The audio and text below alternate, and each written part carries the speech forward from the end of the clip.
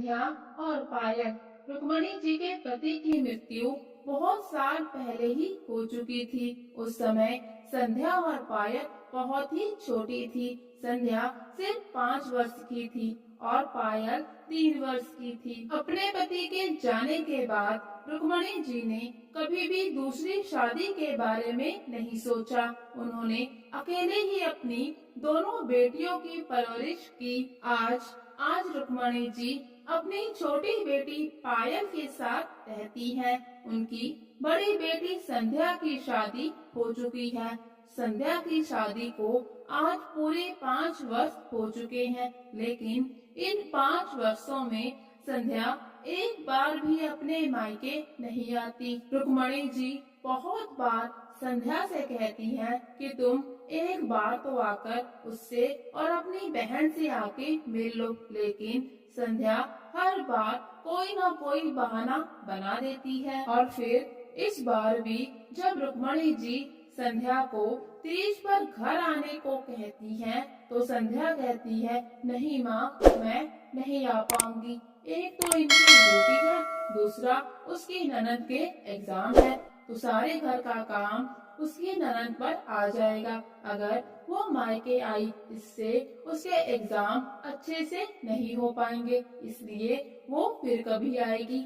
बेटी को ससुराल की जिम्मेदारियां संभालते हुए देख रुक्मणी जी मन ही मन में बहुत खुश होती है और कहती है, ठीक है बेटी, जब तुम्हें फुर्सत हो तो आ जाना। रुक्मणी जी और पायल ऐसे ही हंसी खुशी से दिन काट रहे होते हैं। तो फिर एक दिन रुक्मणी जी पायल से कहती है कि पायल बेटा, अब तुम भी बड़ी हो गई हो, मुझे लगता है कि मुझे तुम्हारी भी शादी कर देनी चाहिए। तो पायल अपनी माँ की गोद में सर रखकर रोने लगती है और कहती है, नहीं माँ, मैं शादी नहीं करूँगी, मैं तुम्हें छोड़कर कभी भी नहीं जाऊंगी। देखो ना, दीदी को आज पूरे 5 साल हो गए जब से उनकी शादी हुई है, एक बार भी हमसे मिलने नहीं आई। माँ, क्या दीदी को कभी भी हमारी याद नहीं आती होगी? तो रुक्मणी जी कहती है, नहीं पायल बेटा, ऐसा नहीं है, उसे भी हमारी बहुत याद आती होगी, लेकिन ससुराल की जिम्मेदारियों में इंसान इतना व्यस्त हो जाता है कि उसको फिर वही रहना पड़ता है। और इस शादी के बाद एक लड़की का असली घर उसका ससुराल ही होता है। उसको हमेशा पहले अपने ससुराल को देखना पड़ता है, उसके बाद उसका मायका आता है। और तुम्हारी दीदी भी बस यही कर रही है। मुझे तो बस इस बात की खुशी है कि उसने अपने ससुराल और उनकी जिम्मेदारियों को अच्छे से संभाल लिया है और वो वहाँ पर बहुत खुश है। बस इसी बात में मैं खुश हूँ, फिर चाहे वो मुझसे दूर रहे या फिर मेरे पास रहे। फिर पायल कहती है, अच्छा माँ, अगर मेरी भी शादी हो गई तो क्या तुम मेरे बारे में भी बिल्कुल ऐसा ही सोचोगी? तुम मुझसे मिले बिना रह लोगी? मैं तो तुमसे मिले बिना एक दिन भी नहीं रह पाऊंगी। 5 साल तो बहुत ही दूर की बात है। और फिर तुम अकेले कैसे रहोगी माँ? मुझे तो अभी से तुम्हारी बहुत ही चिंता हो रही है। तो इस पर रुक्मणी जी कहती है, अरे बेटा, तुम मेरी चिंता क्यों करती हो? बेटियों को तो एक न एक दिन अपने घर जाना ही होता है। संध्या भी गई है, तुम्हें भी जाना होगा, मेरा क्या है, मैं तो रह लूंगी। और फिर पायल अपनी माँ को चुप कराते हुए कहती है, अरे माँ, तुम भी ये सब क्या लेकर बैठ गई? अब छोड़ो ये सब बातें, मुझे तो दीदी से मिलने का बहुत ही मन हो रहा है। तुम कुछ ऐसा करो ना कि दीदी हमसे मिलने आए। तो इस बार रुक्मणी जी पायल की बात मान लेती है और सीधे अपने दामाद को फोन करती है और कहती है कि आज 5 वर्ष हो चुके हैं, संध्या एक बार भी अपने मायके नहीं आई और अब पायल भी बड़ी हो रही है, उसकी भी शादी करनी है।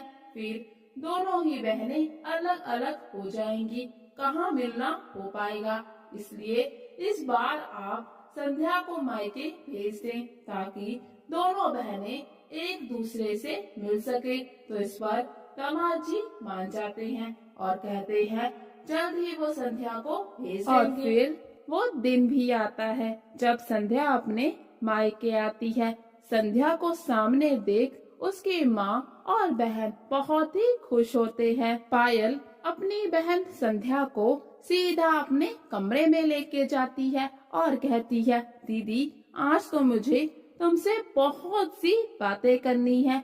5 साल की कसर आज मैं पूरी करूंगी। फिर रुक्मणी जी कहती हैं अरे पायल बेटा तुम्हारी दीदी लंबे सफर से आई है, उसे थोड़ा आराम तो करने दो, बातें फिर कर लेना। वैसे भी तुम्हारी दीदी इतने सालों के बाद आई है तो यहाँ पे बहुत दिन रहने वाली है, इसलिए तुम आराम से बातें करना। और फिर यूं ही बातें करते करते रात हो जाती है। पूजा खाना खाकर जल्दी सो जाती है और संध्या और रुक्मणी जी बातें कर रहे हैं। रुक्मणी जी संध्या से पूछती हैं कि वो अपने ससुराल में खुश तो है ना?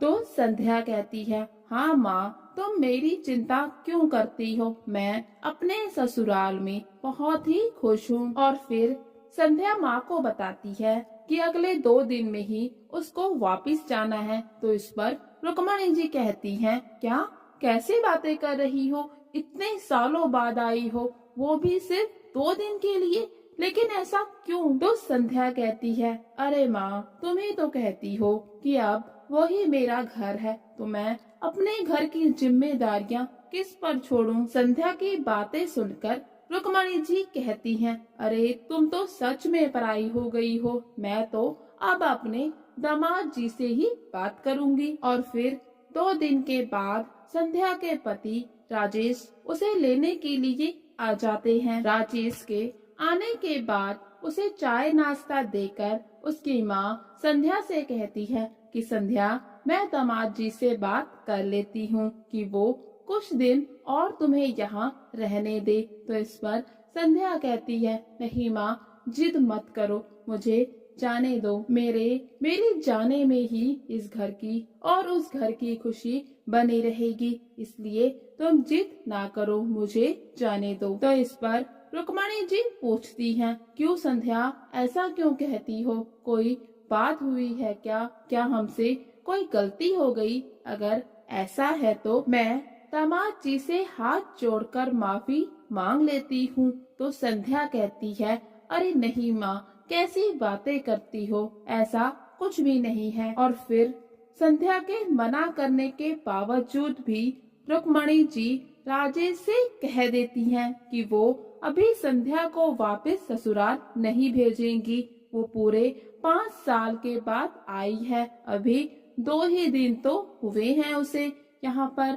इसलिए वो उसे कुछ दिनों के बाद ही भेजेगी। तो इस पर राजेश रुक्मणी जी पर भड़क जाता है और कहने लगता है अगर ऐसी ही बात थी तो उसे क्यों बुलाया, वैसे भी आपने सिर्फ मिलने की बात की थी और आप संध्या से मिल चुकी हैं, अब हफ्ता 20 दिन उसे यहाँ रखकर क्या करना चाहती हैं? आपकी बेटी की अब शादी हो चुकी है, इसलिए वो जो कुछ भी करेगी हमारी मर्जी से करेगी, आपकी मर्जी से नहीं।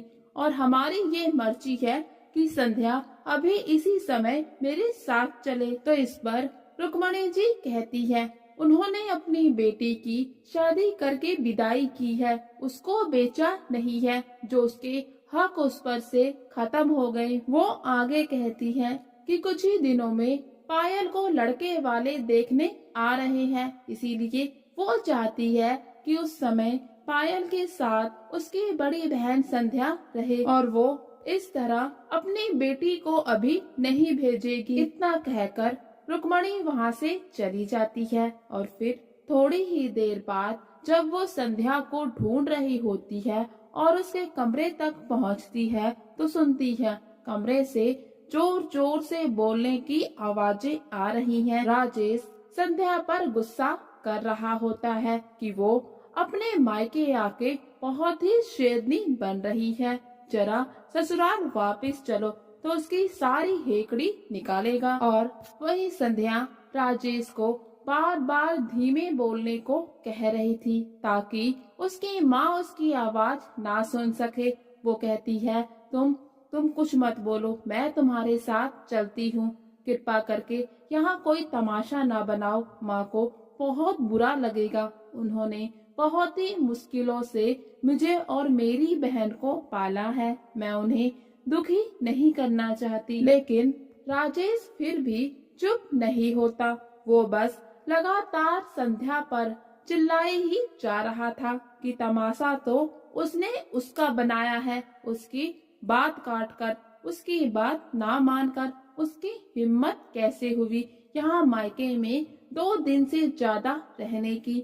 और साथ में ही वो ये भी कहता है, तुम चलो इस बात, और आज के बाद तुम कभी भी अपने मायके नहीं आओगी, यही तुम्हारी सजा है। ये सारी बातें सुनकर रुक्मणी जी बहुत ही दुखी होती हैं और समझ जाती हैं कि क्यों संध्या अपने मायके नहीं आती और ना ही उसे कभी अपने ससुराल आने देती है। वो कहती है, जो इंसान मेरे ही घर में मेरी बेटी पर ऐसे चिल्ला रहा है, उसे ऐसे गुस्सा कर रहा है, न जाने ससुराल में उसके साथ कैसा व्यवहार करता होगा। अब रुक्मणी जी समझ जाती है कि उन्होंने अपनी बेटी के लिए एक गलत जीवन साथी चुन लिया है। जिसे वो राम समझती थी, वो तो रावण कहलाने के लायक भी नहीं है। और फिर रुक्मणी जी अंदर कमरे में संध्या को बुलाने जाती है कि बाहर उसकी मौसी और चाची उससे मिलने के लिए आई हैं। तो संध्या कहती है, अरे माँ, मैं उनसे नहीं मिल सकती, मुझे अभी निकलना होगा। तो रुक्मणी जी राजेश की तरफ देखते हुए कहती हैं, मैंने कहा ना कि संध्या अभी नहीं जाएगी। बार बार एक ही बात पर बहस आप क्यों कर रहे हैं? तो राजेश कहता है कि अगर आपको अपनी बेटी पर इतना प्यार आ रहा है तो इसको यहीं पर रख लो, मैं जा रहा हूँ, इसे अब यहीं पर हमेशा के लिए रखना। तो रुक्मणी जी कहती हैं, क्या हाल कर दिया है आपने इन 5 सालों में मेरी फूल सी बच्ची का। मैंने आपके और संध्या की सारी बातें सुन ली है। इन रिश्तेदारों के जाने के बाद मैं आपसे इस बारे में बात करूंगी, तुम चलो संध्या। और फिर संध्या की चाची और मौसी के जाने के बाद रुक्मणी संध्या से माफी मांगती है कि उसने उसकी शादी एक गलत इंसान से करा दी। तो संध्या कहती है, अरे माँ, ऐसा कुछ भी नहीं है, तुम बस अभी मुझे इनके साथ जाने दो, वरना बहुत ही गलत होगा। तो इस पर रुक्मणी जी कहती हैं, गलत तो हो चुका है, तुम बस मुझे इतना बताओ कि राजेश तुम पर हाथ उठाता है ना, डरो मत मेरी बच्ची, सच बोलो। तो संध्या रोते हुए अपनी माँ को बताती है, वो तो शादी के बाद ही उस पर हाथ उठाने लग गया था, कहीं भी आने जाने नहीं देता, ना किसी से बात करने देता है और बात बात पर उसे छोड़ने की धमकी भी देता है। ये सब बातें सुनकर रुक्मणी जी संध्या से कहती है, तो तुमने मुझे ये सब कुछ पहले क्यों नहीं बताया, क्यों मुझसे ये सब छुपाया तुमने? तो संध्या कहती है, अरे माँ, तुम्ही ने तो कहा था बिन माँ बाप की बेटी हो, किसी को भी बातें बनाने का मौका ना देना, हर हाल में रिश्ता निभाना। संध्या की ये बात सुनकर रुक्मणी जी कहती हैं, अरे मेरी बच्ची, मुझे क्या पता था कि तुम कैसे नरक में अपनी जिंदगी काट रही हो। ऐसे नरक में जीने से तो अच्छा है कि तुम यहाँ अपने मायके में शान से रहो, ये घर भी तो तुम्हारा ही है। इतने में राजेश कमरे में आता है और संध्या से कहता है, संध्या, अगर तुम्हें मेरे साथ वापस जाना है तो अभी इसी समय मेरे पैर पकड़कर मुझसे माफी मांगो। तो इस पर रुक्मणी जी कहती हैं, मेरी बेटी पढ़ी लिखी और समझदार है, उसी की समझदारी की वजह से आज तक ये रिश्ता टिका हुआ था। लेकिन जीवन को जीने के लिए समझदारी के साथ साथ स्वाभिमान का होना भी बहुत जरूरी है। संध्या की माँ उसे समझाती है कि अपने पति का सम्मान करो, लेकिन कभी भी उसके अहम के लिए अपने स्वाभिमान को ना छोड़ो। फिर संध्या राजेश से कहती है कि मैंने क्या गलती की है जो मैं आपसे माफी मांगू। गलती तो आपने की है, मुझे शारीरिक और मानसिक कष्ट देकर। माफी तो आप मांगिए मुझसे और वादा कीजिए कि आप आज के बाद कभी भी मेरे साथ ऐसा व्यवहार नहीं करेंगे, तभी मैं आपके साथ चलूंगी। ये सुनकर राजेश संध्या पर हंसने लगता है और कहता है, माफी, वो भी तुमसे?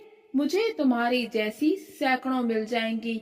इतना कहते हुए पैर पटकते हुए वहाँ से चला जाता है। उसके जाने के बाद संध्या अपनी माँ से कहती है, माँ, मैं जानती हूँ उन्हें, वो वापस नहीं आएंगे और अब मेरा क्या होगा। रुक्मणी जी संध्या को समझाती है कि राजेश को समझने में उससे गलती हो गई। उसने देखा कि उसके पास अच्छा घर है, अच्छी नौकरी है, तो तुम उसके साथ खुश रहोगी, लेकिन एक मानसिक रोगी के साथ जीवन बिताना किसी सजा से कम नहीं है और मैं नहीं चाहती कि मेरी बेटी अपना सारा जीवन एक सजा की तरह काट दे। मैंने तुम्हारी विदाई की है, तुम्हें इस घर से नहीं निकाला। ये घर आज भी तुम्हारा है, तुम यहाँ बेफिक्र होकर रह सकती हो। और रही बात समाज की, तो मुझे ऐसे समाज की